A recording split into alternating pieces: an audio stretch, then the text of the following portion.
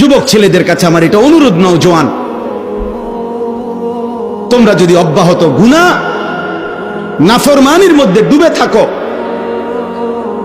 তাহলে আগামীর ইসলামের জন্য লড়বে কে?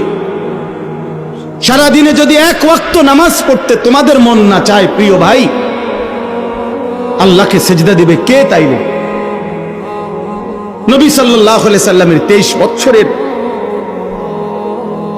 চোখের পানি রক্ত ঝরা দিন এই জমিনে বাস্তবায়ন করবে কে? তাহলে আমি এজন্য অনুরোধ করছি, আমরা প্রত্যেকে ইনশাআল্লাহ আল্লাহর দিকে ফিরতে চেষ্টা করি। আল্লাহর দিকেই ফেরা দরকার আমাদের। ছেলেরা, আমি তোমাদের কাছে অনুরোধ, বাবা, তোমাদের যাদের চুল বেঈমানের মতো, তোমরা এই চুল সমান করো।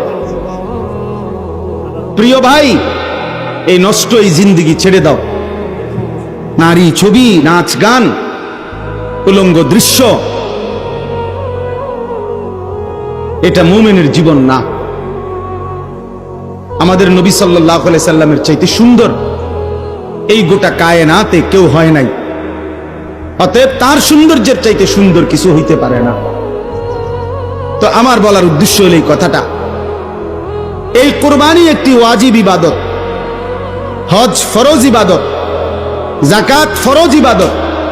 তাহলে ফরজ, ওয়াজিব এবং সুন্নতে মুআক্কাদার মধ্যে মুমিন ঘাটতি করতে পারে না, ঘাটতি করার কোনো অনুমতি নাই। এজন্য এই আয়াতের আলোকে এই প্রথম কথা, এটা প্রত্যেকের কাছে আমার অনুরোধ, যারাই বুঝেন, না বুঝলে নাই, আমার বলা আমি বললাম,